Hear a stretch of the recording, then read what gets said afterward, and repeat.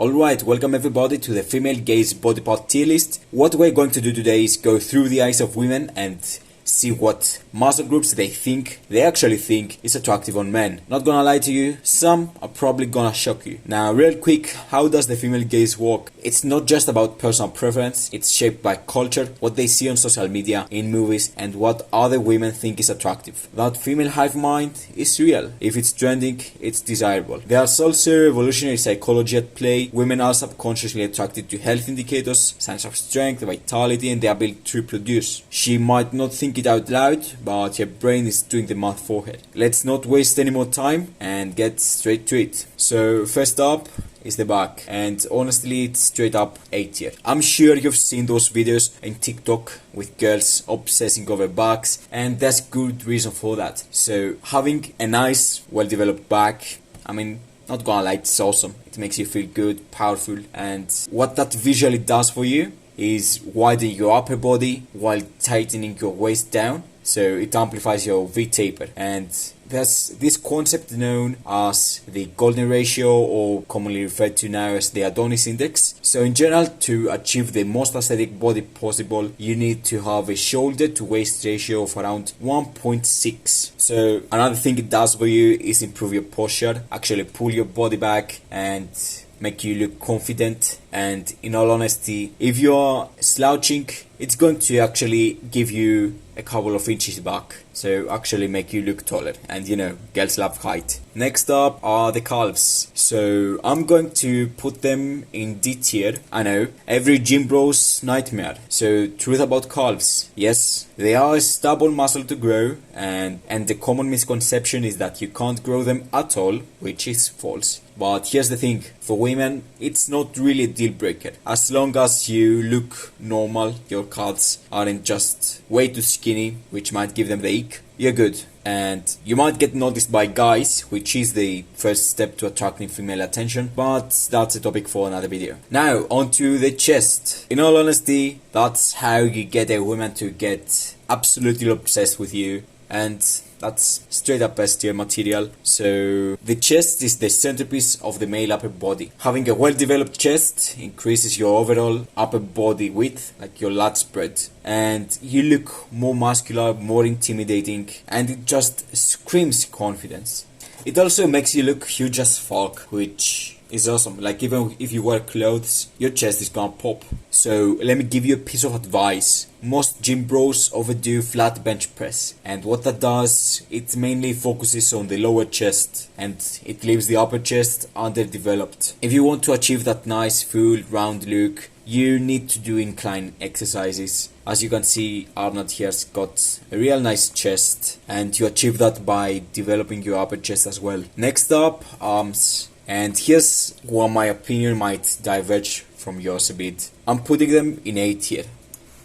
So I know some gym bros are gonna get riled up with that, but here's the thing. Arms are a complement to an already well-developed body, and on their own they're kind of overrated. So arms are a nice muscle for women to touch playfully, and they do love to do that. And if you've got well-developed arms, you will probably have noticed women doing that with you. Yeah, that's just them flirting with you. And what you want to do to have a nice pair of arms is focus on the tricep, as it's 2/3 of the muscle. Next up are forearms. So again, A tier. You've heard it from every girl. They love forearms and they're not lying. So if you go out, roll your sleeves a bit, boom, instant attraction. It's like a cheat code. And the nice thing with forearms is that they are always on display.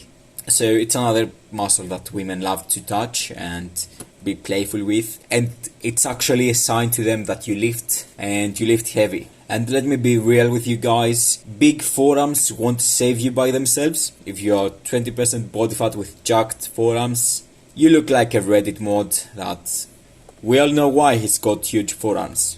So drop your body fat and enjoy the results. Next up is the neck, which I am tempted to give it a high rating, but I'm going to place it on C tier, and I'll explain. So it's become very popular in the self-improvement circle, and it's one of the most underrated masculine features. A well-developed neck will accentuate your jawline, improve your facial aesthetics. It will make you look more masculine, more dominant, and give you that alpha energy you're looking for. So if you're already lifting heavy, you're probably getting some neck stimulation passively and already got an above average neck in width. So training it in isolation will give you less results than a guy with a pencil neck, which to my guys watching it looking like this, you absolutely need to train your neck. They absolutely need to, man. I mean, for their own survival at this point. If you are enjoying the video so far, feel free to drop a like and subscribe, and let me know in the comments if you agree with the rankings up to this point. So next up are the abs, and you've seen the videos, girls just absolutely worshipping them, and in all honesty, if you're anything like me, it's one of the main reasons you started going to the gym, to get a nice six-pack and attract all the women. And they're kind of over-glorified in modern culture. You see them everywhere. Movies, ads, in Instagram. And we all thought that training it would just make girls line up. And it's partially true. So I'm tempted to give it a high ranking, A tier. So let's get this out of the way. Skinny abs don't count. If you are like 60 kg and got abs, doesn't matter.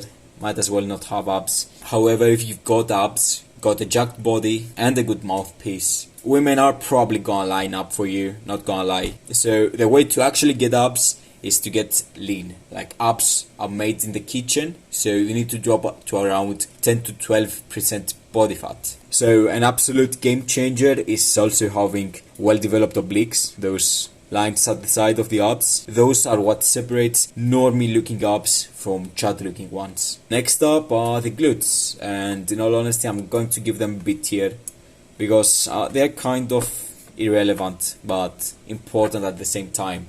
You want them to just be symmetrical with the rest of their body because they are not everything. They will just complete your frame. So aesthetics wise, no need to obsess over them. I mean, of course, train them, don't skip leg day, don't be a pussy. And for strength, of course, train them. Real big muscle group and really important one, so I'll leave it at B. So next up, as you can see, we've got shoulders. Shout out to my man Derek. And it's an obvious S, need I say more?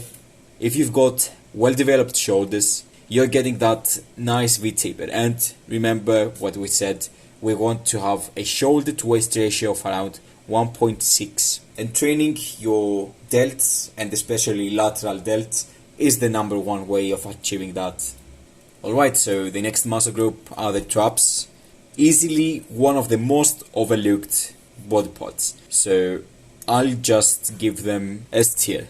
It makes your shoulder to waist ratio look more dramatic, accentuating that V-taper, which, as we said, women just love. And seeing a guy with well-developed traps, you just instantly know that that guy can lift, and can lift heavy shit. So traps are technically a back muscle, so they will improve your posture as well. And you know, posture is everything, is key. It makes you look more confident, and just straight up, you don't see a guy who fuck with bad posture. That's a given. And fun fact, they've got a high density of androgenic receptors, which what that means is they respond well to testosterone. So if you see one of those not nut guys, yeah, they tend to have crazy well-developed traps. And lastly, to close off, we've got legs, which again is the same logic as the glutes. It's important to be symmetrical with the rest of the body, but no need to obsess over them for aesthetics. Again,